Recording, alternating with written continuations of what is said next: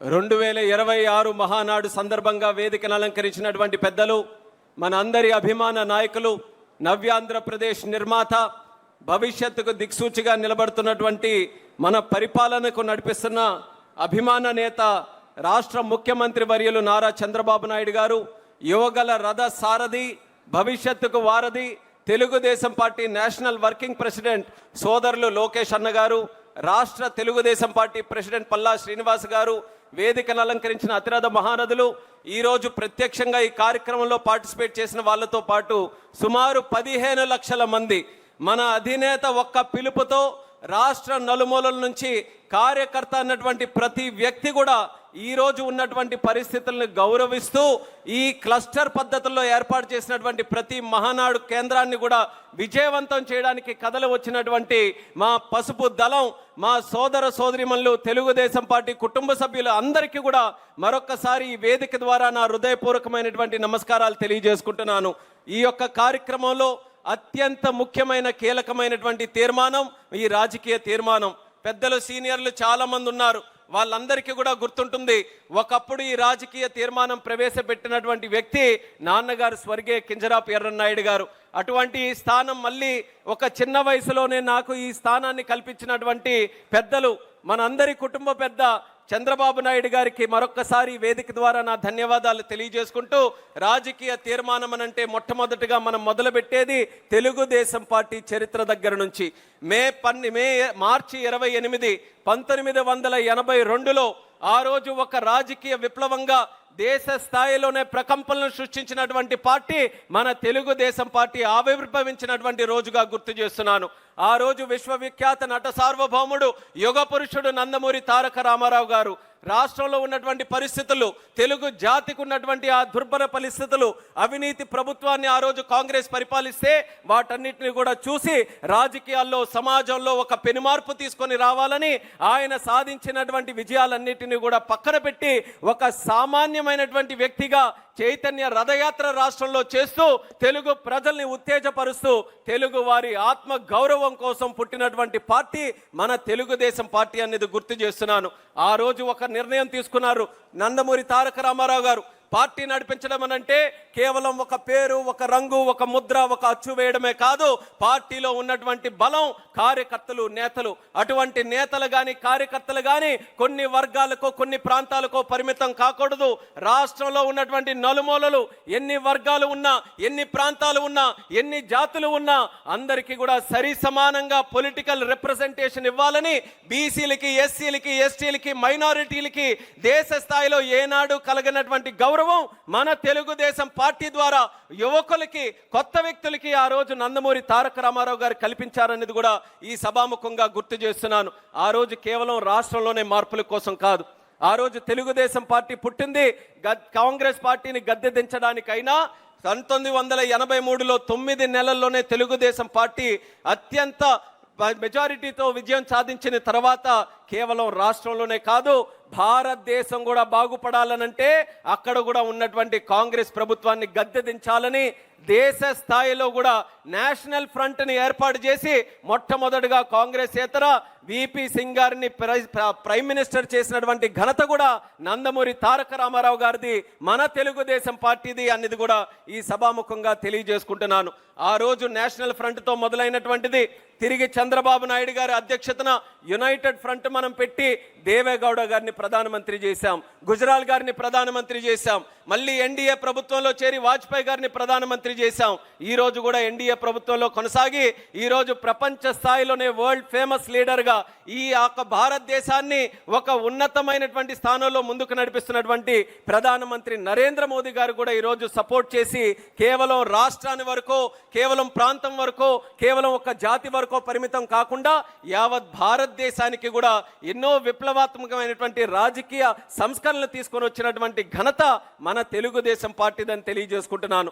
ఎన్నో అవకాశాలు వస్తే, ఒక సందర్భంలో ఒక కేంద్ర మంత్రిగా అవకాశం వస్తే ఆ కేంద్ర మంత్రి కూడా బడుగు బలహీన వర్గాలకి వెళ్ళాలని ఒక బీసీగా సాధారణ కుటుంబంలో ఉన్నటువంటి ఎర్రన్నాయుడు గారిని కేంద్ర స్థాయిలో కేబినెట్ మినిస్టర్గా చేసింది మన చంద్రబాబు నాయుడు గారు, తెలుగుదేశం పార్టీ. ఒక స్పీకర్గా అవకాశం వస్తే ఒక దళిత బిడ్డగా మన అమలాపురం నుంచి ఆ రోజు బాలయోగి గారిని కూడా ఆ శాసించేటటువంటి పార్లమెంటులో లోక్సభలో స్పీకర్గా పెట్టి మన తాలూకా ఘనతని చాటినటువంటిది మన చంద్రబాబు నాయుడు గారు, తెలుగుదేశం పార్టీ.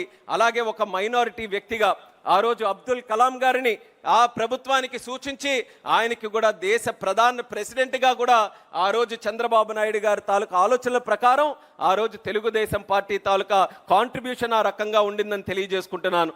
తెలుగుదేశం పార్టీ ఎప్పుడు కూడా ఒక ప్రాంతీయ పార్టీ అయినా, ఒక ప్రాంతం మీద ఒక ప్రేమ ఉన్నా దేశం మీద మాత్రం ఎప్పుడూ భక్తిని విడిచిపెట్టలేదు.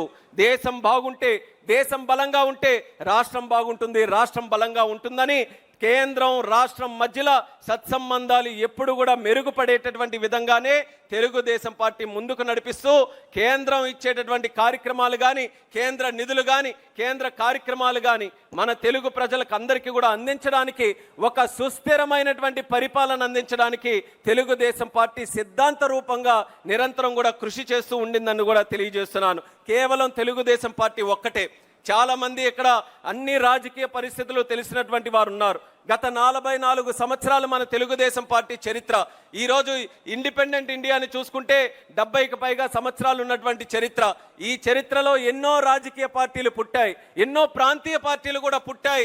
ఈ దేశాన్ని ఏలాయి, అలాగే రాష్ట్రాలు కూడా ఏలాయి, కొన్ని ప్రాంతాలు కూడా ఏలాయి. కానీ 44 సంవత్సరాలుగా ఇన్ని సంక్షోభాలు ఎదుర్కొని అప్పటి నుంచి ఇప్పటి వరకు దేశ స్థాయిలో ఒక ప్రత్యేకమైనటువంటి గుర్తింపు సాధించిన ఏకైక పార్టీ మన తెలుగుదేశం పార్టీ అనేది గర్వంగా ఈ సభాముఖంగా తెలియజేసుకుంటున్నాను.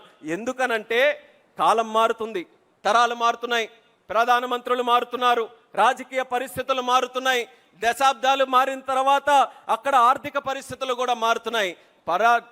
మారుతున్న కొద్దీ మన తెలుగుదేశం పార్టీ, మన నాయకత్వం ఆ పరిస్థితులన్నీ కూడా తెలుసుకొని, అవగాహన చేసుకొని కాలానికి అనుగుణంగా మన పద్ధతులను కూడా మార్చుకుంటున్నాం. పద్ధతులు మార్చుకుంటున్నాం అనంటే పార్టీ మారడం అని కాదు. పద్ధతులు మార్చుకున్న సిద్ధాంతాలు మాత్రం ఎన్టీ రామారావు గారు ఏ సిద్ధాంతాలు మనకు అప్పచెప్పారో ఆ సిద్ధాంతాల ప్రకారమే మనం ముందుకు వెళ్తున్నాం. అయితే ఈరోజు ఈ రాజకీయ తీర్మానం చరిత్రతో పాటు మనం భవిష్యత్తు వైపు కూడా మనం చూపు వేయాలి. చరిత్రతో పాటు మనం నేర్చుకున్నటువంటి పాఠాలు మరొక్కసారి మనం తప్పులు చేయకుండా ముందుకు నడవాలి. ఈసారి రాజకీయ తీర్మానంలో మనం గుర్తించాల్సినటువంటి ఒక సంకల్పం ఉంది, ఒక కర్తవ్యం ఉంది. సంకల్పం ఏంటంటే సుస్థిరమైనటువంటి పరిపాలన అందించాల్సినటువంటి బాధ్యత ఈరోజు తెలుగుదేశం పార్టీ అధికారంలో ఉన్నందున మనందరి మీద ఉంది.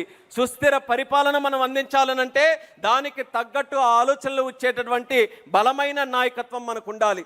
ఆ బలమైన నాయకత్వం ఎన్టీఆర్ గారి దగ్గర నుంచి, సిబిఎన్ గారి దగ్గర నుంచి రేపు భవిష్యత్తులో ఉజ్వలమైనటువంటి భవిష్యత్తు మన రాష్ట్రానికి అందించబోతున్నటువంటి లోకేష్ అన్న గారి వరకు కూడా మనం ఎక్కడా కూడా నిస్సందేహంగా మనం చెప్పొచ్చు, బలమైనటువంటి నాయకత్వం మన తెలుగుదేశం పార్టీకి ఉంది. ఎన్టీ రామారావు గారు మొదలుపెట్టినప్పుడు పార్టీ తాలూకా ఒక సిద్ధాంతం ఉండేది, సమాజమే దేవాలయం, ప్రజలే దేవుళ్ళు. ఆ రోజు ఆత్మ గౌరవం కోసం తెలుగుదేశం పార్టీని స్థాపించి గుడ్ గవర్నెన్స్ కానీ, కొన్ని వెల్ఫేర్ స్కీమ్ సంక్షేమ పథకాలు కానీ ఆ రోజు దేశంలో ఎక్కడా జరగని విధంగా మన రాష్ట్రంలో ఎన్టీ రామారావు గారు మొదలుపెట్టారు. మళ్ళీ చంద్రబాబు నాయుడు గారు వచ్చిన తర్వాత నేను చెప్పాను పద్ధతులు మారుతున్నాయని. ఆ రోజు సమాజమే దేవాలయం, ప్రజలే దేవుళ్ళనంటే చంద్రబాబు నాయుడు గారు వచ్చిన తర్వాత every crisis is an opportunity, ప్రతి సంక్షోభం కూడా మనకు ఒక అవకాశం లాంటిది. దాన్ని మలుచుకోవాలని ఫ్యూచరిస్టిక్ టెక్నాలజీస్కి మన తెలుగు జాతి ఒక వేదికగా తయారు చేయడం, అలాగే డెవలప్మెంట్ అని ఎప్పుడూ లేనిది ఒక పదం రాజకీయాలకి తోడు చేసినటువంటి వ్యక్తి మన చంద్రబాబు నాయుడు గారు. ఆ పదం ఏంటంటే విజన్ అనేటటువంటి పదం. ఎందుకనంటే ఏ రాజకీయ నాయకుడైనా, ఏ పార్టీ అయినా సరే రాజకీయాలతో సత్సంబంధాలు ఉన్నప్పుడు 5 సంవత్సరాలకి వచ్చేటటువంటి ఎలక్షన్ల వరకే చూసేవాడు, కానీ ఎలక్షన్లు దాటి జనరేషన్స్ వరకు చూసినటువంటి ఏకైక వ్యక్తి చంద్రబాబు నాయుడు గారు. అందుకనే 5 సంవత్సరాలకు వచ్చే ఎలక్షన్లు విడిచి 20, 30, 40 సంవత్సరాల వరకు చూపించేటటువంటి విజన్ని అందుకొని ఆ చంద్రబాబు నాయుడు గారు ముందుకు వచ్చారు. దానితో పాటు ఈరోజు కొత్త తరం వచ్చింది, యువతరం వచ్చింది. యువతరం అని అంటేనే స్పీడ్తో కంపేర్ చేస్తూ ఉంటాం.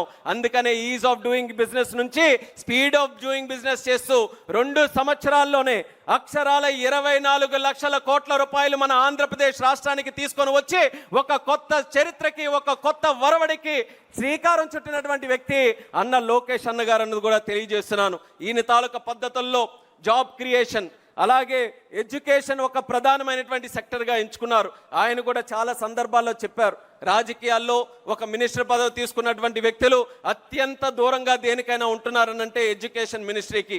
సర్వసాధారణంగా ఎవరు కూడా ముట్టుకోరు, కానీ స్వయంగా లోకేష్ అన్న బాధ్యత తీసుకున్నాడు. ఆ బాధ్యత ఆయన కోసమేనే కాదు, ఆయన గురించని కాదు, ఈ రాష్ట్రంలో రేపు భవిష్యత్తు తరం చక్కగా తయారవ్వాలనంటే మన క్లాస్ రూములు బాగుపడాలి. ఆ క్లాస్ రూములు బాగుపడాలనంటే నాలాంటి ఒక వ్యక్తి దానికి ఉంటూ ఒక ఫోర్స్గా ముందుకు నడిపించాలని ఈ క్లాస్ రూముల్లో కూడా ఈరోజు పెనుమార్పులు, మన పిల్లలకి ఉజ్వలమైనటువంటి భవిష్యత్తు ఇచ్చే విధంగా క్లాస్ రూములు కూడా ఈరోజు తయారు చేస్తున్నారు. ఇది ప్రభుత్వ పరంగా ఒక ఆలోచన పరంగా నిర్ణయాలు అయితే, పార్టీ పరంగా కూడా కొన్ని ఈ ఆలోచనలో కూడా మనం పద్ధతుల్లో కొన్ని మార్పులు తీసుకొని వచ్చాం. ఎన్టీ రామారావు గారు ఆత్మగౌరవం అయితే చంద్రబాబు నాయుడు గారు ఆత్మవిశ్వాసం పెంచారు. అలాగే లోకేష్ అన్న గారు ఈరోజు మనోధైర్యం పెంచుతున్నారు అనేది కూడా ఈ సభాముఖంగా తెలియజేసుకుంటున్నాను. అలాగే ఎన్టీ రామారావు గారు ఉన్నప్పుడు మనకందరికీ అన్ని కార్యక్రమాలు, ముఖ్యంగా బీసీలకి సంబంధించి ఒక సోషల్ ఇంజనీరింగ్ అనే కాన్సెప్ట్ని ఆ కింద స్థాయి నుంచి వ్యక్తుల్ని ముందుకు తీసుకొని రావాలి, సోషల్ ఎకనామిక్ పొలిటికల్ రిప్రజెంటేషన్ వాళ్ళకందరికీ కూడా క్రియేట్ చేయాలని ముందుకు తీసుకొని వస్తే మళ్ళీ ఆ యొక్క జాతిని, తెలుగు జాతిని చంద్రబాబు నాయుడు గారు విశ్వఖ్యాతి కింద మన పిల్లలు చదువుకొని ప్రపంచంలో ఉన్నతమైనటువంటి కంపెనీల్లో చేయాలి, సిఇఓలుగా అక్కడ కూడా పరిపాలన చేయాలని ఆ స్థాయికి, ఆ అవకాశానికి వాళ్ళు కల్పించారు. మళ్ళీ ఈరోజు లోకేష్ అన్నగారి ఆధ్వర్యంలో మళ్ళీ తెలుగు జాతి ఒక ప్రపంచ స్థాయిలోనే ఒక ప్రత్యేకమైనటువంటి గుర్తింపు సాధించే విధంగా ఆయన కూడా ఈరోజు కార్యక్రమాలు చేస్తున్నారు. సో ఏదైతే నాయకత్వ పరంగా ఈ 3 బలాలు కూడా ఉన్నాయో, ఈ నాయకత్వ బలాలతో మన స్థిరత్వమైనటువంటి పరిపాలన మనం అందించడానికి అన్ని రకాలుగా అడుగులు వేస్తున్నాం. ఈ స్థిరత్వమైనటువంటి పరిపాలన ఉండాలనంటే ఒక పక్కన నాయకత్వంతో పాటు మరొక పక్కన అసలైనటువంటి సంస్కరణలు. మీ తెలుగుదేశం పార్టీ ఒక్కటే సంస్కరణలు ఎప్పుడైనా చేసినా సరే కేవలం పేపర్ల వరకో, ఫోటోల వరకో, లేకపోతే నామమాత్రానికోనే కాదు.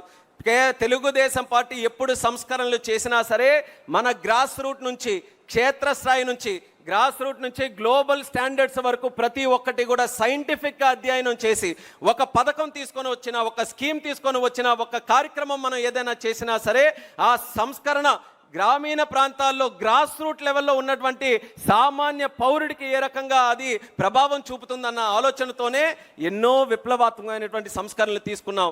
Social reforms, political reforms, economic reforms, infrastructure reforms, అలాగే అగ్రికల్చర్ రిఫార్మ్స్, ఆఖరికి అన్ని రకాలుగా రిఫార్మ్స్ తీసుకొని, ఎకనామిక్ రిఫార్మ్స్, పొలిటికల్ రిఫార్మ్స్ తీసుకొని వచ్చి మన ఆంధ్రప్రదేశ్ రాష్ట్రాన్ని ఎప్పుడు తెలుగుదేశం పార్టీ పరిపాలించిన ఒక సుస్థిరమైనటువంటి పరిపాలన మనం అందించగలిగాం. అయితే మనకి కావలసినటువంటిది కేవలం మన సంకల్పం సుస్థిర పరిపాలన మాత్రమే కాదు, మనకు ఒక కర్తవ్యం కూడా ఉంది. అదే మన రాజకీయ తీర్మానంలో 2వ భాగం. ఒక పక్కన మన కర్తవ్యం సుస్థిర పరిపాలన అందించాలనంటే, మరొక పక్కన మన సంకల్పం సుస్థిర పరిపాలన అయితే మన కర్తవ్యం నిరంతర పరిపాలన కూడా మనకు ఉండాలి. కంటిన్యూటీ ఇన్ గవర్నమెంట్ మనకు ఉండాలి. మనం ఎందుకు ఈరోజు బాధపడుతున్నాం? 5 సంవత్సరాలు విధ్వంస పరిపాలన వచ్చిన తర్వాత ఆ నష్టం ఏదో రాజకీయ పార్టీగా మనకు మాత్రమే నష్టం కాదు, యావత్ తెలుగు జాతి కూడా ఈరోజు సర్వనాశనమై కూర్చున్న సందర్భంలో మళ్ళీ చంద్రబాబు నాయుడు గారు ఆ డిస్ట్రక్షన్ అంతా కూడా తన భుజాల మీద వేసుకొని మళ్ళీ మెట్టుకు మెట్టు కట్టుకుంటూ కోటలాగా కడుతున్నారు. ఈ కోటలాగా కట్టినటువంటి కోటని మళ్ళీ ఎవరైనా సరే దుర్మార్గుల చేతుల్లో పడితే పేక మేడల్లాగా ఈ కోటనంతను కూడా కూల్చి వదిలేస్తే ఈ ఆట ఎన్నాళ్ళు మన తెలుగు జాతి ఇంకా ఆడగలదో ఒక్కసారి మీరందరూ కూడా గమనించాలి. 2004 నుంచి 14 వరకు ఆ రోజు కూడా మనకు అవకాశం మనకే వచ్చుంటే పరిస్థితులు ఏ రకంగా ఉండేవో, అది రాజకీయంగా కానీ ఆర్థికంగా కానీ ఏ రకంగా ఉండేవో ప్రతి ఒక్కరు కూడా విశ్లేషణ చేసుకోగలరు. ఆ రోజు నష్టపోయాం 4 నుంచి 14 వరకు. మళ్ళీ 14లో తీరా విభజన జరిగిన తర్వాత ఆ రోజు చంద్రబాబు నాయుడు గారు గుర్తుకొచ్చారు. ఆ రోజు చంద్రబాబు నాయుడు గారు ఉంటేనే మళ్ళీ తెలుగు జాతికి ఒక భవిష్యత్తు ఉంటుందని ఆ రోజు మళ్ళీ గెలిపించారు. 5 సంవత్సరాలు కష్టపడ్డారు చంద్రబాబు నాయుడు గారు. విభజన తరువాత ఆదాయం తెలంగాణకు వెళ్ళి పాపులేషన్ మన దగ్గరికి వచ్చి తక్కువ ఆదాయం ఉంటే అంచెలంచెలుగా గ్రోత్ రేట్ను పెంచుకుంటూ సరి సమానంగా 2 సోదర రాష్ట్రాలని కూడా ముందుకు నడిపించాలనే ఆలోచనతో బ్రహ్మాండమైన ఒక కాంపిటీషన్, ఒక ఫ్రెండ్లీ కాంపిటీషన్తో ముందుకు నడిపిస్తే మళ్ళీ తీరా 2019లో ఎన్నికలు వచ్చినప్పుడు కంటిన్యూటీ మనం తీసుకొని రాలేకపోయాం. ఇక్కడ నేను ఒక ఎగ్జాంపుల్ చెప్పాలి. మనం ఈరోజు దేశంలో అభివృద్ధి చెందినటువంటి రాష్ట్రాలు ఎక్కడయ్యా చూపించమనంటే మొట్టమొదట మనం మ్యాప్ చూపిస్తే మనం వేలు పెట్టేది గుజరాత్ మీద పెడుతున్నాం. గుజరాత్ మోడల్ని మనం చూపించుకొని ఏ సెక్టర్ని చూసుకున్నా సరే గుజరాత్ ఎలా చేసింది మనం కూడా ఎలా చేయాలని ప్రతి ఒక్కరం కూడా దాన్ని ఎగ్జాంపుల్గా తీసుకొని చేస్తున్నాం. అలాంటి ఎగ్జాంపుల్ ఎందుకు చేయగలుగుతున్నారు అక్కడ 5 సార్లు కంటిన్యూస్గా వాళ్ళ ప్రభుత్వం వచ్చిన తర్వాత ఈరోజు ఎలాంటి ప్రోగ్రామ్ చేసినా సరే ఎక్కడ పాలసీ పెరాలిసిస్ లేకుండా, డెవలప్మెంట్ డీరైల్మెంట్ లేకుండా, ఆ రోజు 2022లో బీజేపీ ప్రభుత్వం అక్కడ వస్తే వాళ్ళు ఏ విజన్తోనైతే ప్రభుత్వం ముందుకు నడిపిస్తున్నారో ఆ కంటిన్యూటీతో ఈ రోజు వరకు కూడా కొనసాగుతుంది. కాబట్టి గుజరాత్లో ఏ డెవలప్మెంట్ ఎజెండా తీసుకొని వచ్చినా పూర్తి సహకారం వాళ్ళకు అందుతుంది. మనకేమో 5 years చేస్తే మళ్ళీ 5 years లేకపోతే మళ్ళీ 5 సంవత్సరాలు అభివృద్ధి సాధించింది, 20 సంవత్సరాలు మనం వెనక్కి వెళ్ళిపోతుంటే అసలు ఎక్కడ మన జాతి ముందుకు వెళ్ళగలదో మనం అందరం కూడా ఒక్కసారి గమనించాలి. అందుకనే ఒక పక్కన సుస్థిర పరిపాలన అందిస్తూ నిరంతర పరిపాలనకి కూడా మనం కృషి చేస్తూ ఉండాలి. ఈ నిరంతర పరిపాలన అందించాలనంటే నాయకులం, వేదిక మీద ఉన్నవాళ్ళం, ఇక్కడ ఉన్నవాళ్ళం, క్లస్టర్లో బూతుల్లో అక్కడ కూడా పనిచేస్తున్నటువంటి నాయకులు, కార్యకర్తలు అందరూ కూడా ఏకైక ఎజెండాతో ముందుకు వెళ్ళాలి. చిన్న ఎలక్షన్ దగ్గర నుంచి పెద్ద ఎలక్షన్ వరకు, ఎలక్షన్లు అంటే 5 సంవత్సరాలు వచ్చేవే కాదు, ఏ ఎలక్షన్ వచ్చినా సరే ప్రతి ఎలక్షన్ కూడా అత్యధికమైనటువంటి మెజారిటీతో గెలిపించే బాధ్యత కార్యకర్తలు, నాయకులు అందరం కూడా కలిసికట్టుగా తీసుకొని ఈ తెలుగుదేశం పార్టీ ఎల్లప్పుడూ కూడా ముందంజలో ఉండేటటువంటి కార్యక్రమం చేస్తూ ఉంటే అప్పుడు ఎక్కడ కూడా మనకి డీరైల్మెంట్ అనేది లేకుండా కంటిన్యూటీ ఇన్ గవర్నమెంట్ కూడా మనం సాధించేటటువంటి అవకాశం ఉంటుంది. మరొక 2 విషయాలు ఈ రోజు ఉన్నటువంటి పరిస్థితుల ప్రకారం, ఎందుకనంటే తెలుగుదేశం పార్టీ 44 సంవత్సరాలైనా సరే నిత్య యవ్వనంతో ముందుకు నడిచే పార్టీ. ఎందుకనంటే యూత్ని ఎప్పటికప్పుడు మనం ఇన్వాల్వ్ చేస్తున్నాం. ఈరోజు పెద్ద ఎత్తున లోకేష్ అన్న గారు కూడా వర్కింగ్ ప్రెసిడెంట్ అవ్వడం వల్ల జెన్జీ కానీ, యువతరం కానీ, రేపు రాబోతున్నటువంటి యువతరం కానీ అందరూ కూడా ఎంతో ఆసక్తిగా ఈ తెలుగుదేశం పార్టీ వైపు చూస్తున్నారు. అదే నాయకులకి కానీ, గ్రామీణ ప్రాంతాల్లో మనం పనిచేస్తున్నటువంటి కార్యకర్తలకు కూడా పిలుపునిస్తున్నాం. యువతని ఎక్కడికక్కడ ఇన్వాల్వ్ చేయండి. యువత తాలూకా మాటని, యువత తాలూకా వాయిస్ని మన పార్టీలో కూడా ఎక్కడికక్కడ బలంగా బయటకు వచ్చే విధంగా వాళ్ళకి కూడా అవకాశం ఇవ్వాలని సందర్భంగా తెలియజేస్తున్నాను. అలాగే స్త్రీలు అత్యంత ముఖ్యమైనటువంటి వారు. స్త్రీలు బలపడితే కుటుంబం బలపడుతుంది, కుటుంబం బలపడితే రాష్ట్రం, దేశం బలపడుతుంది, సమాజం బలపడుతుంది అని నమ్మేటటువంటి సిద్ధాంతం మన తెలుగుదేశం పార్టీది. అటువంటి స్త్రీల కోసం మనం 3 తరాలుగా ఉన్నటువంటి నాయకులు చేసినటువంటి కార్యక్రమాలు చూస్తే ఎన్టీ రామారావు గారు ఉన్నప్పుడు స్త్రీలను గుర్తించి ఆస్తిలో సమాన హక్కులు వాళ్ళు కల్పించారు. చంద్రబాబు నాయుడు గారు ఉన్నప్పుడు స్త్రీలను గుర్తించి ఎకనామిక్ ఎంపవర్మెంట్ కింద డ్వాక్రా సంఘాలు పెట్టారు. మళ్ళీ ఈరోజు అదే లోకేష్ అన్న స్త్రీలను గుర్తించి చరిత్రాత్మకమైనటువంటి నిర్ణయం తీసుకొని 33% పొలిటికల్ రిజర్వేషన్ ఎలక్షన్లో కల్పించినటువంటి పార్టీగా ఈ తెలుగుదేశం పార్టీని ముందుకు నడిపించున్నారు. ఇప్పుడే అచ్చెన్నాయుడు గారు కూడా మాట్లాడుతూ చెప్పారు, మరొక పక్కన ఒక 3 జనరేషన్లో ఉన్నటువంటి ఎగ్జాంపుల్ తీసుకొని వేట కొడవళ్ళ నుంచి, కత్తుల నుంచి, గొడ్డల వరకు వస్తే మనమేమో ఆస్తిలో సమాన హక్కులు కల్పిస్తూ, డ్వాక్రా సంఘాలకు ఇస్తూ, పొలిటికల్ ఎంపవర్మెంట్ ఇస్తూ 33% చేస్తున్నాం. ఎక్కడైనా ఒక కంపారిజన్ ఉందా ఈ 2 ఫ్యామిలీస్కి కానీ, ఈ 2 పార్టీస్కి కానీ, ఈ 2 సిద్ధాంతాలకి కానీ అనేది ప్రజలు కూడా ఆలోచించమని ఈ సందర్భంగా కోరుతున్నాను. యువతను ఇన్వాల్వ్ చేయాలి, మహిళల్ని మనం ఇన్వాల్వ్ చేసుకుంటూ, ముఖ్యంగా ఈ రోజుల్లో క్షేత్రస్థాయిలో ఫిజికల్గా మనం ఎంత కష్టపడుతున్నామో సోషల్ మీడియాలో కూడా ప్రతి ఒక్కరూ దృష్టి పెట్టాలి. సోషల్ మీడియా కూడా ఒక పాఠం లాంటిదే. సామాన్య కార్యకర్త అయినా అది చూడాలి.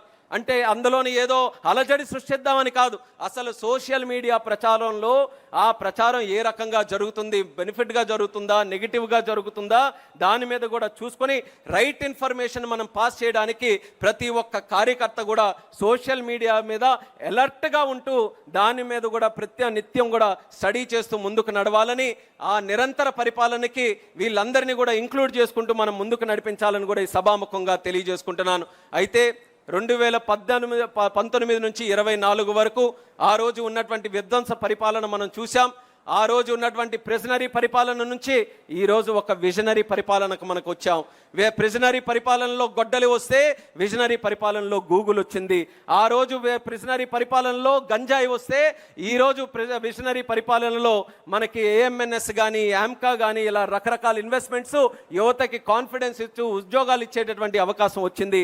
ఆ రోజు ప్రిజనరీ పరిపాలనలో డెడ్ బాడీలు డోర్ డెలివరీ చేస్తే ఈరోజు విజనరీ పరిపాలనలో ఫోన్ల ద్వారా వాట్సాప్ గవర్నెన్స్ డెలివరీ మనం చేస్తున్నామన్నది కూడా తెలియజేస్తున్నాను. ఆ రోజు శవాల మీద రాజకీయాలు చేస్తే ఈరోజు యువతకి ఉపాధి అవకాశాలు మనం ఇస్తున్నాం. ఆ రోజు 3 మొక్కలాట ఆడితే ఈరోజు ప్రజా రాజధాని అమరావతిని మనం తీర్చిదిద్దుతున్నాం. ఆ రోజు సంక్షోభం ఉంటే ఈరోజు సంక్షేమంతో ముందుకు వెళ్తున్నాం. అది ప్రెజనరీకి విజనరీకి ఉన్నటువంటి తేడాన్ని తెలియజేస్తున్నాను. ఈరోజు కేంద్ర మంత్రిగా ఒక అవకాశం వచ్చిన తర్వాత 2024 తర్వాత 2 డావోస్ కార్యక్రమాలు జరిగాయి. డావోస్లో వెళ్ళిన మొట్టమొదటి సంవత్సరం వెళ్ళాం. జనవరి 2025 ముఖ్యమంత్రి గారితో కొన్ని కార్యక్రమాల్లో కూర్చున్నాం. అన్న లోకేష్ అన్న గారు కూడా ఉన్నారు. ఆ రోజు ప్రపంచ స్థాయిలో ఎన్నో కంపెనీలన్నీ కూడా మనం పిలుచుకొని, అయ్యా ఒక్కసారి రండి, ఆంధ్రప్రదేశ్ తాలూకా స్టాల్ ఉంది, ఒక్కసారి కలిసి మా దగ్గర ఏ అవకాశాలు ఉన్నాయని చూడనంటే చాలామంది అంత ఇంట్రెస్టెడ్గా చూపించలేదు. అంత యాక్టివ్గా మన దగ్గర రావడానికి అంత సుముఖంగా లేరు. అయినా కొంతమంది వచ్చిన తర్వాత తీరా మనం అన్ని రకాల అవకాశాలు, మన గవర్నెన్స్, మన పరిపాలన, మన పార్టీ యొక్క విధి విధానాలు అన్నీ కూడా చెప్పిన తర్వాత ఇది సరే, మళ్ళీ తర్వాత మీ ప్రభుత్వం మారిపోతే మా పరిస్థితి ఏంటన్నటువంటి క్వశ్చన్ ఆ రోజు 2025లో అడిగారు. అలాగే ఢిల్లీలో కూడా వెళ్ళాం. జూన్లోనే మనం అందరం కూడా స్వేరింగ్ ఇన్ చేసిన తర్వాత ముఖ్యమంత్రిగా మొదటి 3-4 నెలలు కేంద్ర ప్రభుత్వాన్ని దగ్గరికి వచ్చి ఏ మంత్రి గడప తొక్కినా సరే ఆ రోజు ముఖ్యమంత్రిగా ఒక 5-6 పేపర్లు తీసుకొని వెళ్ళి మా రాష్ట్రానికి నిధులు రావాలి, మా రాష్ట్రానికి కార్యక్రమాలు జరగాలని ఏ మంత్రి దగ్గరికి వచ్చినా చంద్రబాబు నాయుడు గారు 5 కాగితాలు ఇస్తే ఆ కేంద్ర మంత్రులందరూ 10 కాగితాలు ఇచ్చేవారు. మీ 5 సంవత్సరాలు అక్కడ రాష్ట్రంలో జరిగినటువంటి పరిపాలన వల్ల ఎంత నష్టం మాకు జరిగిందో అని చెప్పి ఇది సరిచేయండి అని చెప్పి కేంద్ర మంత్రులు తిరిగి ఇచ్చే పరిస్థితి జూన్ 2024 ఉండేది. ఆ పరిస్థితి నుంచి దావోస్ 2026కి వెళితే అదే దావోస్లో ఆంధ్రప్రదేశ్ స్టాల్ పెడితే ఇండియా స్టాల్ కంటే ఆంధ్రప్రదేశ్ స్టాల్లో తాకిడి ఎక్కువ ఉంది. అందరికీ కూడా ఒక నమ్మకం క్రియేట్ అయ్యి మనం ఎక్కడైనా సరే, అది కేవలం భారతదేశంలో ఉన్న రాష్ట్రాలతోనే కాంపిటీషన్ కాదు. దావోస్ అని అంటే 140కి పైగా దేశాలన్నీ కూడా అక్కడ స్టాల్స్ పెట్టుకొని ఉంటాయి. Saudi Arabia, UAE, England, America అందరి తాలూకా స్టాల్స్ ఉన్నా సరే పెద్ద పెద్ద ఇన్వెస్ట్మెంట్స్, గూగుల్ లాంటి investment, data centre investment, quantum లాంటి ఇన్వెస్ట్మెంట్, డిఫెన్స్లో, ఏరోస్పేస్లో, డ్రోన్స్లో ఏ సెక్టర్ చూసుకున్నా సరే ప్రతి ఒక్కరూ ఆంధ్రప్రదేశ్ని నమ్మి మన దగ్గర లక్షల కోట్ల ఉపాధి అవకాశాలు కల్పించే పెట్టుబడులు తీసుకొని వచ్చారనంటే దానికి కారణం చంద్రబాబు నాయుడు గారి మీద ఉన్న నమ్మకం, ఆయన పరిపాలన మీద ఉన్నటువంటి నమ్మకం. ఒక్క సంవత్సరంలో 5 సంవత్సరాలు వాళ్ళు చేసినటువంటి విధ్వంసాన్ని తిప్పికొట్టి మళ్ళీ బ్రాండ్ ఆంధ్రప్రదేశ్ని తయారు చేశారు. అలాగే ఈరోజు ఢిల్లీ కూడా వెళ్తున్నాం కదా, ఢిల్లీలో కేంద్ర మంత్రుల దగ్గరికి వెళ్తే వాళ్ళు సమస్యలు చెప్పడం కాదు, ఆ రోజు చెప్పేవారు 5 సంవత్సరాల్లో ప్రాబ్లమ్స్ ఏంటని. ఈరోజు ఏం చెప్తున్నారంటే మోదీ గారు దేశంలో కొత్త పథకం తీసుకొని వచ్చారు, కొత్త సంస్కరణ తీసుకొని వచ్చారు. సోలార్ ఎనర్జీలో కావచ్చు, ఇన్వెస్ట్మెంట్స్లో కావచ్చు, సెమీ కండక్టర్స్లో కావచ్చు, ఎయిర్పోర్ట్స్లో కావచ్చు, ఇలా ఏ సెక్టర్ తీసుకొని వచ్చినా అది ఇంప్లిమెంట్ చేయాలనంటే ఆ ఘనత చంద్రబాబు నాయుడు గారికి ఉందని ఈరోజు ఎవరు వెళ్ళినా సరే స్కీములు ఇచ్చి అయ్యా తొందరగా మీరే చేయండి, మీరు చేస్తే ఆదర్శంగా మిగతా రాష్ట్రాలు తీసుకెళ్తాయని ఈరోజు ఆ పరిస్థితిని కూడా మార్చి దావోస్ కానీ ఢిల్లీ కానీ ఆంధ్ర పరిపాలన తాలూకా విధానం చంద్రబాబు నాయుడు గారి ఆధ్వర్యంలో ఏ రకంగా బలంగా ముందుకు నడుస్తుందో మీరందరూ కూడా గమనించాలని తెలియజేస్తున్నాను. అందుకనే కార్యకర్తలు సుస్థిర పరిపాలన, నిరంతర పరిపాలన, stability in governance, continuity in government, ఈ 2 విషయాలు మనం ఒక జీవన విధానంగా టీడీపీ అనంటే 9 to 5 జాబ్ లాగా కాదు. టీడీపీ అనంటే ప్రజాసేవలో, ప్రజాక్షేత్రంలో, ప్రజల సంక్షేమం కోసం 24/7/365 ఫర్ ఎవర్ మనం నిరంతరం కూడా ఇది పని చేస్తూనే ఉంటాం, కృషి చేస్తూనే ఉంటామన్న విధంగా మనం కార్యక్రమాలన్నీ కూడా చేయాలని తెలియజేసుకుంటూ, నిన్న అన్న మాట, చంద్రబాబు నాయుడు గారు అన్న మాట నెవర్ అగైన్ అని చెప్పారు. అది కూడా మనం గుర్తుపెట్టుకోవాలి. గొడ్డలి నెవర్ అగైన్, కూటమి అగైన్ అండ్ అగైన్ అన్న విధంగా ఏ ఎలక్షన్లో వచ్చినా సరే కూటమి ప్రభుత్వాన్ని మనం ఏదైతే భారతీయ జనతా పార్టీ, జనసేన, తెలుగుదేశం ముగ్గురు కలయికతో మన ఆంధ్రప్రదేశ్ రాష్ట్రానికి కేంద్రం, రాష్ట్రం ఒక కోఆపరేటివ్ ఫెడరలిజం స్పిరిట్తో మనం డెవలప్మెంట్ చేసుకుంటూ ముందుకు వెళ్తున్నామో అది ఎక్కడా కూడా ఎటువంటి అడ్డంకులు కానీ బ్రేక్స్ కూడా రాకుండా మనం కంటిన్యూస్గా దానికి ముందుకు నడిపించాలని మళ్ళీ తెలియజేసుకుంటూ, ఈ యొక్క రాజకీయ తీర్మానం ప్రతి ఒక్కరికి కూడా ఒక జీవిత విధానంగా ప్రతి ఒక్కరు కూడా దీన్ని అలవాటు చేసుకొని ముందుకు నడవాలని తెలియజేస్తూ, ఈ యొక్క కార్యక్రమంలో ఎంతో చక్కగా మనం స్క్రీన్లో కూడా చూస్తున్నాం, 15 లక్షల మంది వరకు కూడా పార్టిసిపేట్ చేసి మనకి నిత్యం బలాన్ని ఇస్తున్నటువంటి కార్యకర్తలు కోటమిరెడ్డి గారు కూడా మాట్లాడారు. వాస్తవమైనటువంటి మాట. ఈరోజు కేంద్ర మంత్రిగా ఉన్నాను. చంద్రబాబు నాయుడు గారు ఆశీర్వదించి పంపించి ఈరోజు ఢిల్లీలో క్యాబినెట్లో సెంటర్లో కోటేసుకొని అక్కడ క్యాబినెట్లో కూర్చుంటే చాలా గొప్పగానే ఉంటుంది. కానీ పసుపు చొక్కా వేసుకొని మహానాడులో ఇక్కడ కృషి చేస్తే అంతకంటే గొప్పతనం ఏ తెలుగుదేశం పార్టీ కార్యకర్తకు కానీ నాయకుడికి దొరకదు. అది నాకు ఎప్పుడు కూడా లభిస్తూ ఉంటుందని మరొకసారి ఈ సందర్భంగా తెలియజేస్తూ, మొట్టమొదటి ప్రాధాన్యత పార్టీకి క్యాడర్కి మనం ఇచ్చి తరువాత మనం ఆ ప్రభుత్వానికి కూడా మనం సేవ చేస్తూ ముందుకు నడవాలని ఈ మహానాడు ద్వారా ప్రతి ఒక్కరికి కూడా తెలియజేసుకుంటూ, చంద్రబాబు నాయుడు గారికి మరొక్కసారి నా హృదయపూర్వకమైనటువంటి అభినందనలు. ఏ రోజు కూడా తెలుగుదేశం పార్టీలో పనిచేసినటువంటి ఒక నాయకుడు తాలూకా బిడ్డగా కాకుండా తన సొంత బిడ్డగా చూసుకొని ఎల్లప్పుడూ కూడా నాకు ఆశీర్వదిస్తున్నారు. నా తరపున నాలాంటి కుటుంబాలు లక్షలు ఉన్నాయి తెలుగుదేశంలో. నాకొక్కరికనే కాదు, ప్రతి ఒక్కరికి కూడా అదే భావనతో ఆయన చూస్తున్నారు. వాళ్ళందరి తరపున కూడా ఆయన పాదాలకి నమస్కరించుకుంటూ ఈ అవకాశం కల్పించిన ఆయనకి హృదయపూర్వక ధన్యవాదాలు తెలియజేస్తూ, కాస్త సమయం ఎక్కువైంది కాబట్టి మన్నించాలని కూడా తెలియజేసుకుంటూ మీ అందరి దగ్గర సెలవు తీసుకుంటున్నాను. జై తెలుగుదేశం, జై తెలుగుదేశం, జై తెలుగుదేశం. చంద్రబాబు నాయుడు గారి నాయకత్వం, లోకేష్ అన్న గారి నాయకత్వం. Thank you Ram. గొడ్డలి పార్టీ నెవర్ అగైన్, కూటమి వన్స్ అగైన్ అంటూ స్ఫూర్తివంతమైనటువంటి సందేశాన్ని ఇచ్చినటువంటి రామ్మోహన్ నాయుడు గారికి ధన్యవాదాలు తెలియజేసుకుంటూ, ఈ తీర్మానాన్ని బలపరచడానికి గాను ప్రతిపక్షంలో ఎన్నో అవమానాలను ఒత్తిళ్లను ఎదుర్కొని నిలిచినటువంటి వ్యక్తి, మహిళా భద్రత దళితుల హక్కులపై గట్టిగా నాటి ప్రభుత్వాన్ని నిలదీసినటువంటి నాయకురాలు